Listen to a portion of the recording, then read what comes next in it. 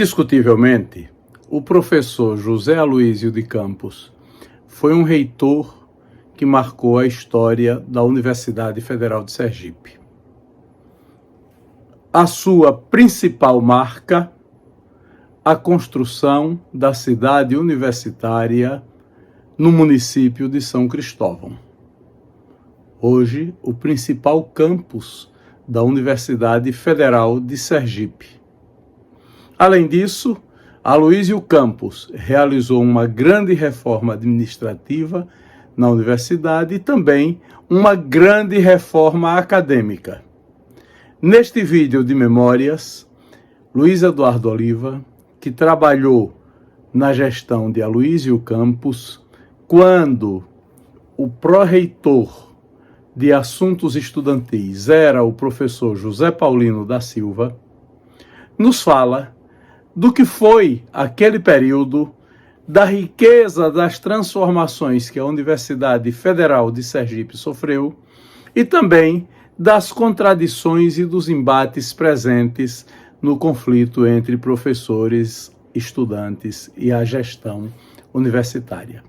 Vamos acompanhar este vídeo de memórias de Luiz Eduardo Alves de Oliva. Dr. Garcia Moreno, que era o psiquiatra, eu conheci ainda. Ele foi o primeiro vice-reitor da Universidade de Sergipe. Uma incerteza, Padre Mendonça foi ele.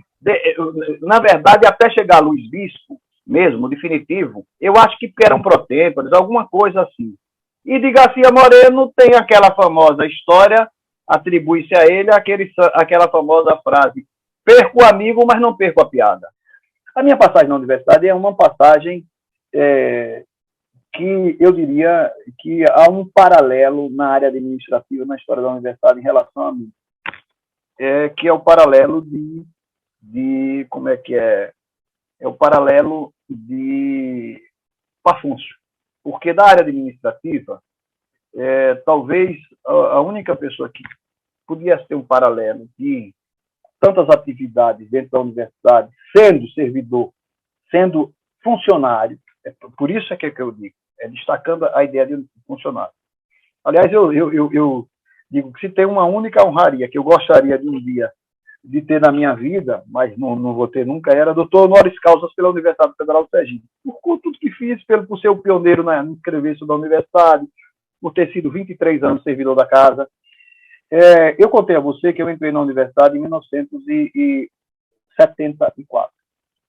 A universidade era uma instituição de 6 anos apenas. Portanto, é uma instituição, não era o ensino superior, que já era de 48, mas era a universidade como tal. Quando eu entrei, já era reitor Luiz Bispo. Não alcancei João Cardoso como reitor, embora alcancei João Cardoso por conta do meu pai, que era o Relações Públicas da universidade. Meu pai é pioneiro.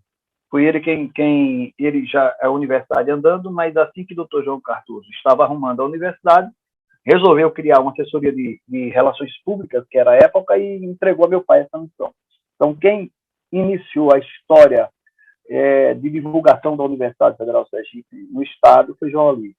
Então, eu tinha uma relação muito grande com a universidade. Fiz aquele concurso que eu já relatei a você, que passei para datilógrafo, e lá eu, na universidade, fui trabalhar, assim que entrei, fui trabalhar com Alencarzinho, lá na assessoria de relações públicas. Lá, meu pai tinha deixado, o Alencar entrou e eu já contei essa história. Uma vez eu fui trabalhar no começo logo e ainda ia trabalhar com aquela roupa que eu disse a você, que eu fui na Tribuna da Bahia também, daquelas camisas apertadinhas, meio umbigo de fora, meio riponga, e Hélio Leão mandou eu voltar. Quando ele me viu, Hélio Leão era assessor, não tinha nada a ver, não era nem da área, mas quando ele me viu, volta e vai botar uma roupa decente. Ele era amigo do meu pai, eu tinha 19 anos. Rapaz, me deu uma revolta na hora que eu cheguei em casa, botei um terno e fui trabalhar de terno, um terno velho que eu tinha lá. A turma virou folclore isso na universidade, né? E lá, assim que eu passei no curso de Direito, fui trabalhar no departamento lá na Faculdade de Filosofia, que também já contei essa história, como datilógrafo. Até que em 1970 e 1978, 79, eu acho, 78, 79, não recordo bem, acho que 79, Dr. Aloysio de Campos impôs uma reforma, uma grande reforma universitária. Ele ele queria fazer valer aquilo que ele primeiro pensou estruturalmente, que era o campus da universidade. Quando o Dr. Aloysio foi fazer o campus, e é o grande, o Dr. Aloysio tinha sido um fracasso, como um fracasso para os padrões da época, mas não era um fracasso. O Dr. Aloysio foi prefeito, nomeado de Aracaju, e havia uma outra visão. Ele começou a modernizar a prefeitura de Aracaju, e tanto que João Alves disse que quando chegou lá encontrou todos os planos. Na verdade, João Alves é aquela figura colocada, mas a gente precisa analisar mais João Alves direito, porque João Alves, quando ele chegou lá, ele encontrou toda uma base que o Dr. Aloysio fez. E essa base do Dr. Aloysio, que não deu resultados imediatos, só deu desgaste, e ele saiu da universidade, da prefeitura quase que apedrejado, por assim dizer. Mas ele era um homem acima do seu tempo, à frente do seu tempo. Ele era o planificador, ele olhava tudo, ele era detalhista. Diziam que na construção do campus, ele passava por ele até o tipo de tijolo que ia ser colocado. Chegou a trazer Oscar Niemeyer.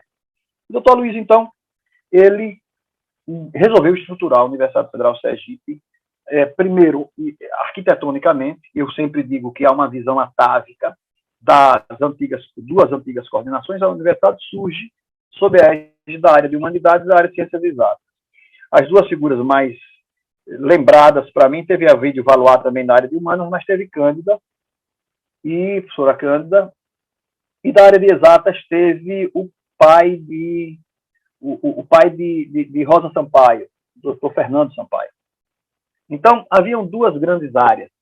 Essas duas grandes áreas de humanas e exatas, o Dr. Aloysio transforma essas áreas em áreas de... É preciso dizer isso, Jorge, para entender um pouco a estrutura da universidade. A universidade, então, ela começa assim, ela vem dos cursos, inclusive a dissertação que eu quero publicar já, da expansão à universidade, dos cursos isolados, né, que ele teve, ele ainda pega, quando a universidade começa, ela vai com as faculdades de filosofia, de química, ela não tinha departamentos, não existiam diretores de departamentos, eram as faculdades com as coordenações e os cursos chamados cursos isolados, faculdade de filosofia, faculdade de direito, faculdade de ciência social, faculdade de medicina, instituto de química, enfim, eram esses institutos. Ainda o Dr. Aloysio herda um pouco isso, e ainda passa por João Cardoso assim, Luiz Bispo, e o Dr. Aloysio começa a ter essa visão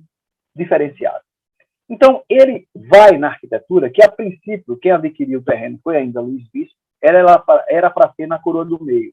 Os estudos demonstraram que a universidade na Coroa do Meio, a maresia ia tomar conta dos equipamentos. Então, quando ele corre, não sei se muita gente sabe disso, quando corre para São Cristóvão, extremamente distante, sai da Coroa do Meio para São Cristóvão, sai para fugir da maresia. A ideia era essa. Era que precisavam de equipamentos. E sabe-se, quem mora na beira da praia, que perde televisão, perde tudo, né? Então, essa visão foi uma visão acertada. Foi uma visão extremamente acertada. E se vai para lá, para o campus. Quando se vai para o campus, Dr. Aloysio ainda faz uma estrutura de do campus, com base nas duas áreas. A área, você observe, aí ele transforma também em 4 grandes centros: CCET, CSH, CCBS e CCSA. Desses 4 centros, ele transforma também administrativamente. Vamos à área acadêmica inicialmente. Aí, a arquitetura dos cursos da antiga área de humanidades é a mesma. Você pega as didáticas 1, 2, 3 e 4, que é a mesma arquitetura. Ali está o CCSA, Centro de Ciências Sociais Aplicadas. Ali está o ERA, né? Depois vai ter ampliado, já fez. O CSH, Centro de Educação e Ciências Humanas. Era igualzinho. Que a gente, inclusive, a turma, inclusive, de brincadeira, criou Didática 4, que era o bar, a turma tomar birita no Rosa Elza. Então, no lance genial. Do lado de cá, na área de exatas, ele cria a mesma estrutura arquitetônica. São prédios menores, você pode ver aqueles anfiteatros, é completamente diferente, mas é idêntico. O CCBS e o CCET têm a mesma estrutura, ou seja, atavicamente, Dr. Aloysio transportou na arquitetura as duas grandes áreas. Ele separou,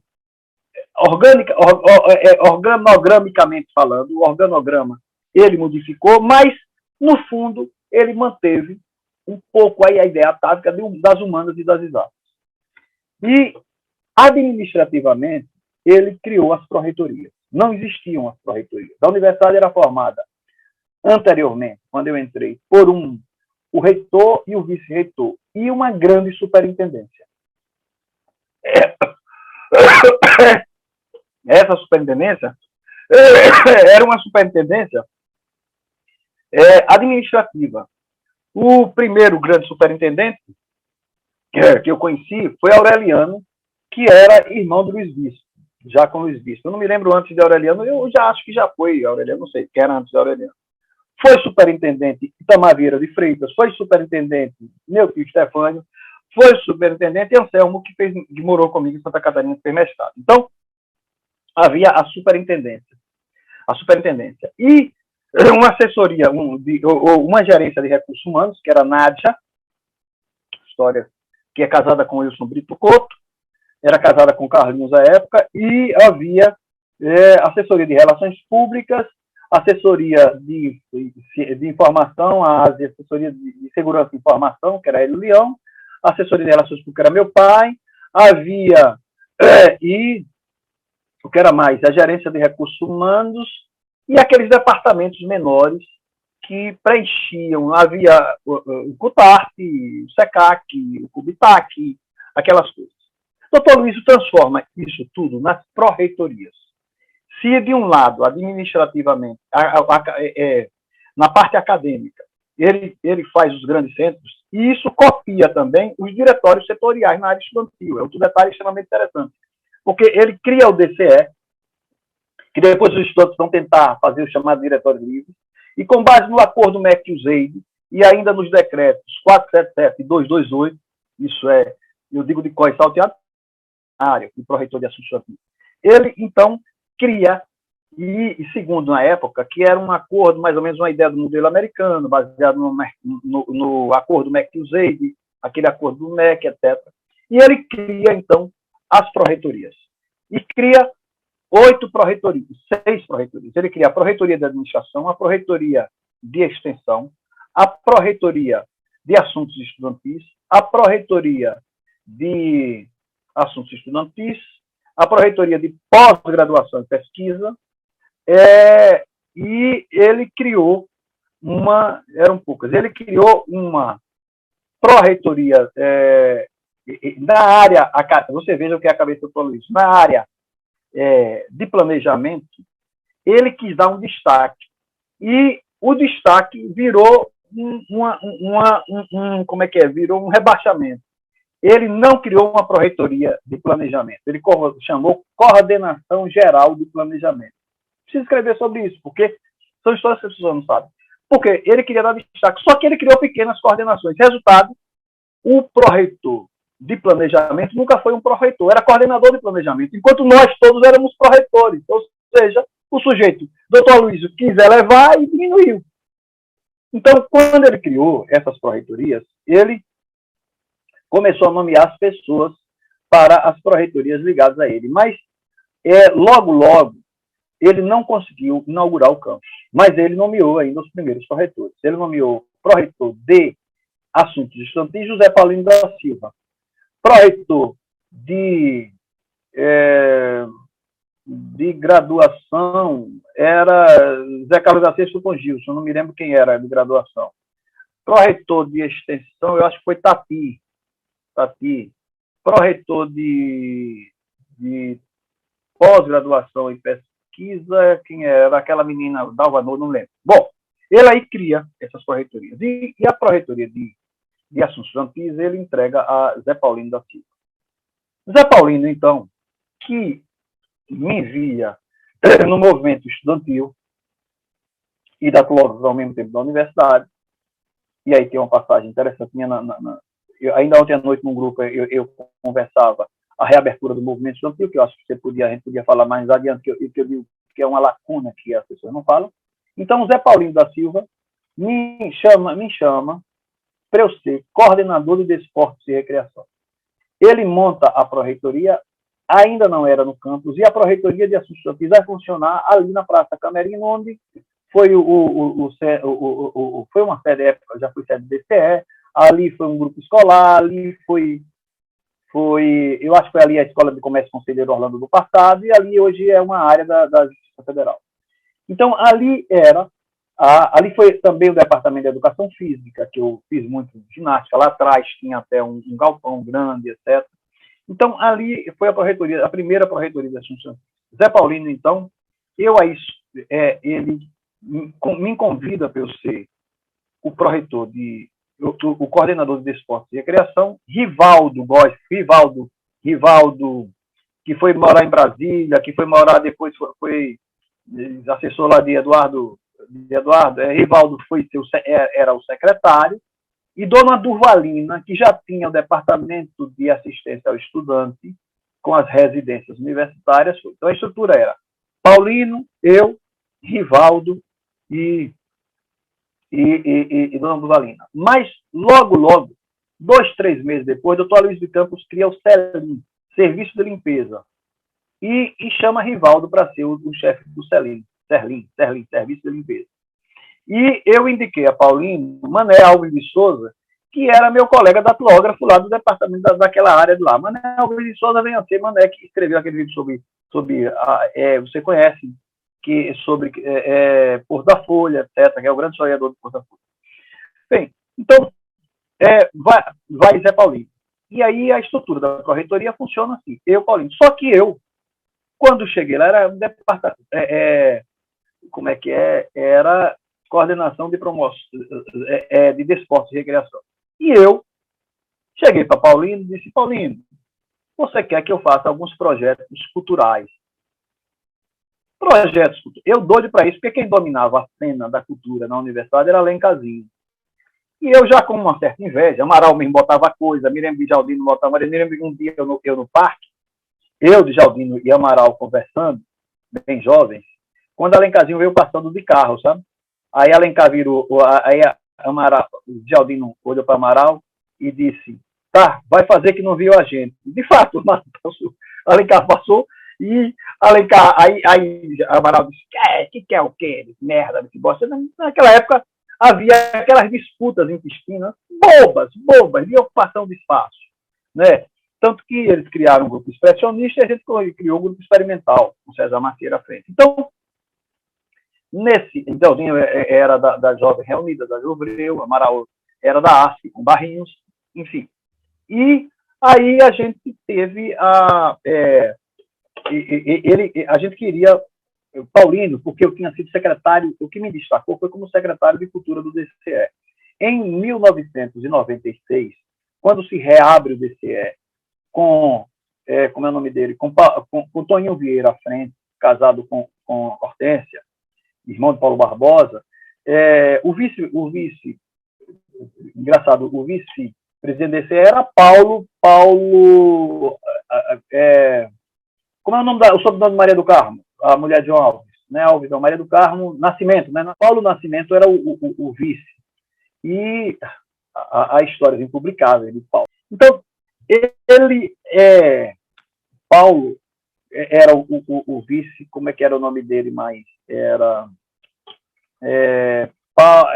então, eu fui convidado na época, tinha Denise Rocha, que virou bolsonarista, e todo mundo, para fazer um grande evento cultural, foi a Semana da Criação.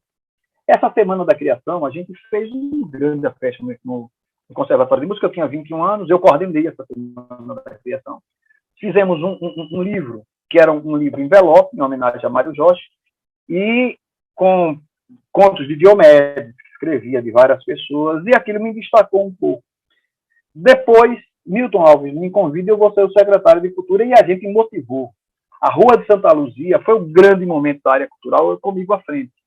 Era ali que a gente levou Alencazinho, que ele publicou Aracaju, etc e tal, distribuía aquele vinho sangue de boi, que eu ia comprar no mercado, ou era sangue de boi, ou era vinho do Frade. E eram uns garrafões enormes, um vinho, e a gente gostava, com amendoim. Comprava os sacos de amendoim e a turma todinha só do vinho e do amendoim, todo mundo ficava bêbado, e aí o pau rolava numa radiolazinha pequena, né, que a gente comprou, E nesse lançamento, todo mundo querendo beber, para beber o vinho e amendoim, que eram. A gente comprava 10 garrafões daquele, mais ou menos. E a turma bebia. Até teve uma vez que uma menina, Poconé, botou detergente num deles, deu uma caganeira em muita gente, foi uma loucura, aquilo, um absurdo. Então, para levar as pessoas para o DCE, minha sugestão foi que a gente levasse figuras. Então, doutor Luiz frequentava, Luiz Carlos Souto Alencar, que era o vice-reitor, frequentava, Paulino frequentava, e aquilo me deu visibilidade. Quando o Paulino me convidou para ser nessa estrutura da Pró-Reitoria recém-fundada, era mais o meu pique, era na área cultural. Então, eu sugeri a Paulino, por uma questão de legislar em causa própria, que transformasse, para me dar legitimidade para ações culturais, que aquela coordenação, que era a coordenação de desporto e recreação, que para mim era a mesma coisa, o desporto podia entrar na recreação, certo? Como uma forma desportiva, que fizesse um outro nome. Ele sugira, eu aí sugeri a COPRE, Coordenação de Promoções Culturais e Recreativas. Coordenação de Promoções Culturais e Recreativas. Ele mandou um projeto e passou o projeto. Com isso, me legitimou para ter a área cultural, para não brigar com Alencar, que era quem dominava a área do CUTART, que eu não me lembro se era quem era o diretor do CUTART, eu não sei se era Aglaé na época.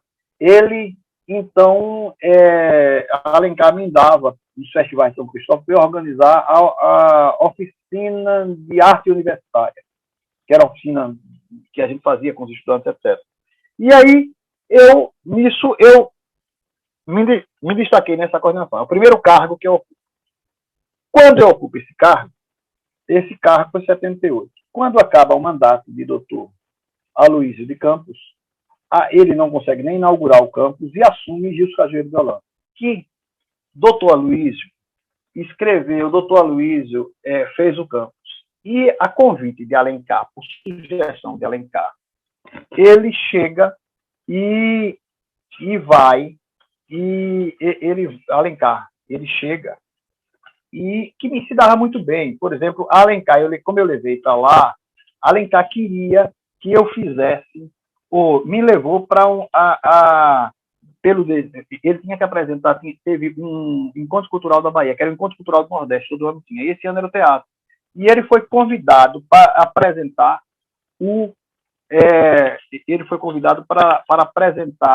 o Brefaias, que era aquela peça de Aglaé. E me levou para eu apresentar alguma coisa em relação ao Teatro Sergipano. Então eu fiz um levantamento e fui o apresentador chamado por Alencar. Mas no final, eu acho que Alencar ficou preocupado que eu pudesse ser convidado pelo novo reitor para dirigir o CUTART ou coisa assim. Não sei o que foi. Eu sei que a verdade é o seguinte, é que eu escrevi, por orientação de Paulino, um artigo sobre um artigo sobre o painel de General Augusto. Jenner teve direito àquele painel ali no centro. Só que Jenner era um profissional do ponto de vista dos cuidados. Embora seja um quadro aquém de Jenner, eu não gosto, eu acho muito acadêmico demais aquele quadro de Jenner, embora a genialidade de Jenner tinha. Jenner fez uma coisa toda certinha, uma minha de bambulê, no bambulê ele botou as 3 figuras, a ideia do quadro é boa. Mas a Jenner foi dado todas as condições plausíveis. E Paulino, que era o protetor dos artistas desvalidos, Daniel do Vidinho Curto, não sei quem, chegou para o doutor Aloysio, como proreitor, doutor Aloysio, o senhor precisa levar Inácio.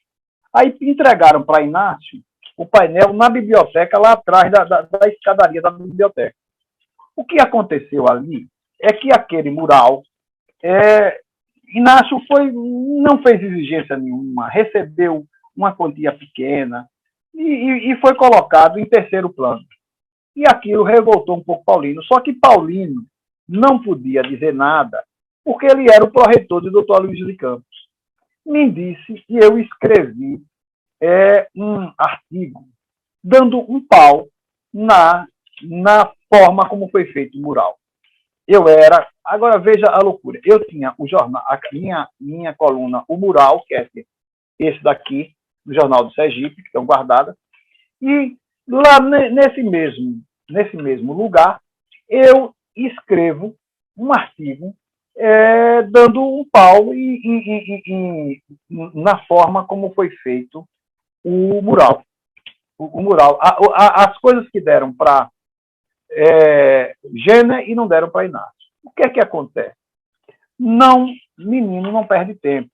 Alencar corre e vai para o ouvido do doutor Aloysio de Campos e diz, olha, seu assessor lá fez um artigo para esculhambar com o mural aqui, deu um pau e tal, e o senhor está sendo, tomou um cacete aqui.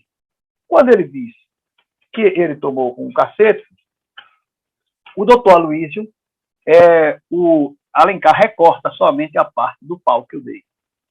E não mostra o artigo como tal. O doutor Aloysio liga para Paulino. Só que Paulino foi quem me deu as informações. Paulino disse, você viu aí esse rapaz aí, o seu assessor que escreveu e tal. Paulino pegou o jornal e aí é que está. Só que no dia que eu escrevo isso, eu também escrevo uma homenagem ao doutor Aloysio de Campos. Eis o que é que eu escrevo. Aqui, mural, a foto do doutor Aloysio, e aqui está na minha coluna. Só que Alencar o que é que faz? Recorta só Gênia e Inácio. Aqui tinha Aloysio, o reitor magnífico. Ele cortou essa parte. Quando ligou para Paulino disse, estou vendo, tem uma foto do senhor. Que foto minha? Tem, o Aloysio, o reitor magnífico, como? Mas eu estou com um recorte aqui. Pega o jornal. Quando ele pegou o jornal, o doutor Aloysio se viu na foto, né? Ele que ligou para me demitir, fez eu ficar todo feliz da vida. Por quê? Porque aqui tinha escrito, está dando o que falar o caso dos painéis do campus da UFS. De um lado, o primo rico, General Augusto. Do outro, o primo pobre, J. Inácio. Não se discute os méritos, mas o tratamento que foi dado a cada um. Pois bem, dei uma esticada até o campus e fui ver os tão badalados painéis. O de Gênia é belíssimo, numa técnica perfeita. Aposto no salão de entrada da reitoria, a parede ao lado direito ostenta 2 milhões da arte generiana.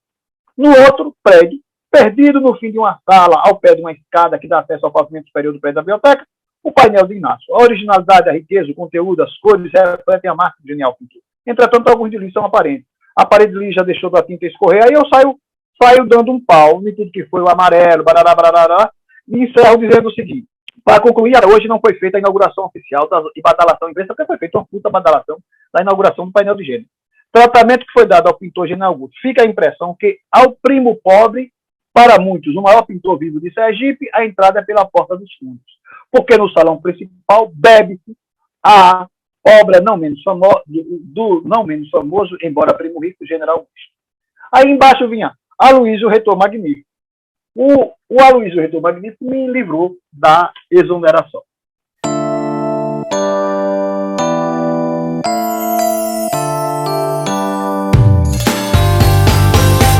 You can say what you want.